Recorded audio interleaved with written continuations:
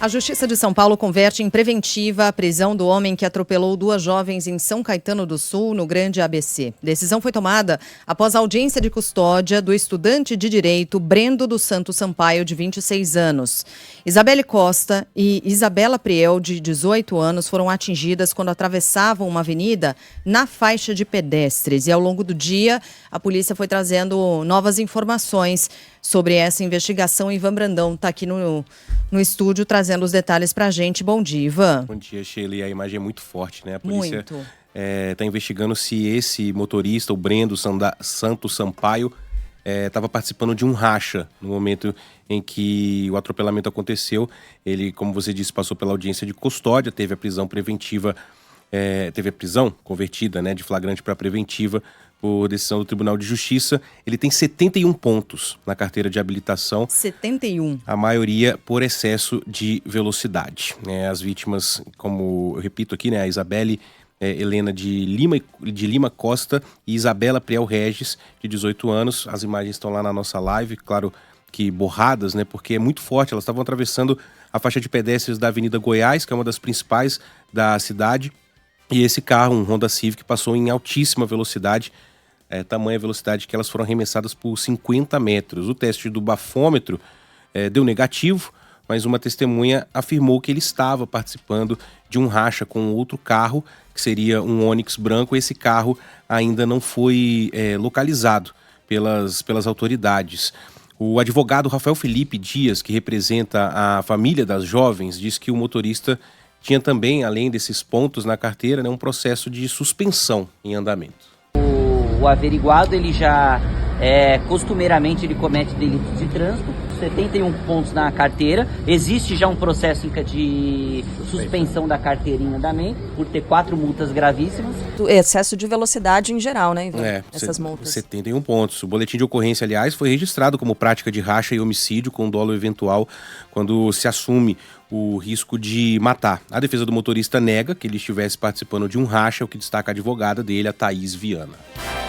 A testemunha informou que aparentemente ele estava, porque ele vinha em alta velocidade, né? Um relato dessa testemunha. Não existe nenhum outro carro em nenhum momento daquele percurso ali onde ele fez. Então não existe outro carro, não existe racha. Bom, a delegada responsável pelo caso é a Kelly Saqueto. Ela aponta que o carro envolvido no acidente estava também com uma série de alterações. O veículo dele, ele estava completamente modificado. Ele tinha 2 escapamentos, ele tinha alguns acessórios, inclusive, que faz com que o veículo fique mais potente.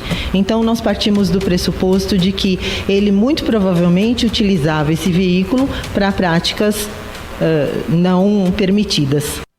Bom, em nota, a Prefeitura de São Caetano disse que o limite máximo de velocidade da Avenida Goiás é de 60 km por hora. As imagens das câmeras de monitoramento do Centro de Gerenciamento de Emergências já foram encaminhadas também para as devidas apurações para ajudar aí nas investigações.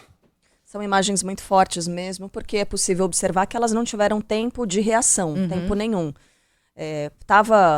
O sinal estava verde para ele? Não, ele estava amarelo.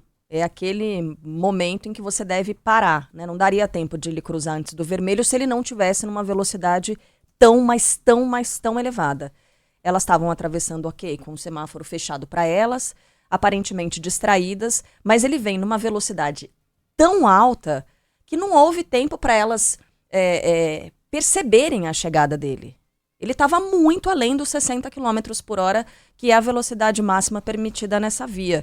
Aparentemente, pelo que a gente observa nas imagens, né? A perícia deve trazer as informações que é uma via, em breve. dá para perceber, né, Carla, nas imagens, extremmente bem sinalizada, tanto vertical como horizontal, a sinalização horizontal e os semáforos e tudo, né, tem, enfim, bem pintado, enfim. Né, iluminada. Mas pode cravar, viu, Carla? Não tem a menor possibilidade dele estar a menos de 60 por hora. Ah, não, né, gente? Bem, 60, porque a defesa claro, dele diz que ele estava um pouco acima carros, dos 60. Né? Isso não são 70 km por hora. Não são nem 60, nem 70, acho que nem 80, tá mais para 100 e alguma coisa. Uma das ele imagens, tá bem rápido. Uma das imagens que pega lateralmente, dá para fazer obviamente, né, uma comparação besta, mas lembra quando houve o acidente em Congonhas, né, que o avião que pousou antes do Datan o tempo que ele demora para cruzar a pista, Isso. e o Datan passa muito rápido. É a mesma coisa nessa imagem. Você vê os carros passando numa velocidade muito baixa e de repente ele vem e passa carro que passa imediatamente muito rápido. antes de as garotas cruzarem a via, tá numa velocidade, e a dele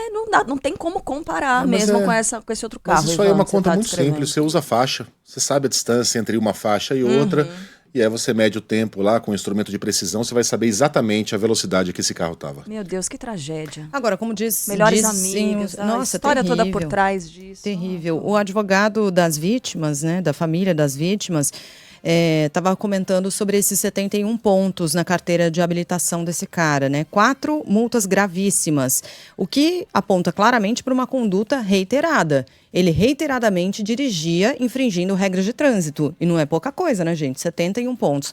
Tem alguns ouvintes questionando por que ele estava dirigindo, tendo 71 pontos na carteira de habilitação. Mas é isso, né? Com a regra mais recente, o motorista que atinge o limite de pontos tem o direito de dirigir suspenso, é obrigado a fazer curso de reciclagem. Né? Mas é isso, acaba não acontecendo muita coisa não, gente. Infelizmente, esse cara continuava dirigindo. Não tem o detalhamento ainda, né, de se ele tinha feito o curso de reciclagem, se ia fazer. Esses detalhes a gente ainda não conseguiu obter para entender exatamente se ele podia efetivamente estar conduzindo um carro, né? E deixa eu... Posso A responder pontuação aqui, aumentou, Ivan? né? Ela Aumentou para 40, né? 30 para se tiver uma infração gravíssima, 40 sem infração gravíssima, Isso. e existem projetos em Brasília que querem aumentar para 80 Então, a pontuação. Deixa eu responder ao Isaías aqui. É engraçado sobre esse atropelamento, o motorista está errado, mas também ninguém comenta que elas passaram no farol vermelho. Isaías, primeiro que comentam sim. Aliás, o que não falta é gente aí culpando as duas pelo que aconteceu, porque elas passaram de fato no sinal vermelho. Agora, a responsabilidade de quem está diante do volante é 1000 vezes maior do que quem está andando na rua, né? Você não tem que pagar com a vida porque você cometeu um equívoco de passar no sinal vermelho. Né? A responsabilidade, quanto maior você é no trânsito, maior é a sua responsabilidade. O motorista de ônibus tem uma responsabilidade maior que a do motorista de carro, que tem uma responsabilidade maior do que o de moto, que por sua vez tem uma maior que o motociclista, e a gente chega no elo mais fraco, que é o pedestre. Então, se esse rapaz não estivesse a sei lá quantos quilômetros por hora, essas duas garotas não sofreriam o que sofreram.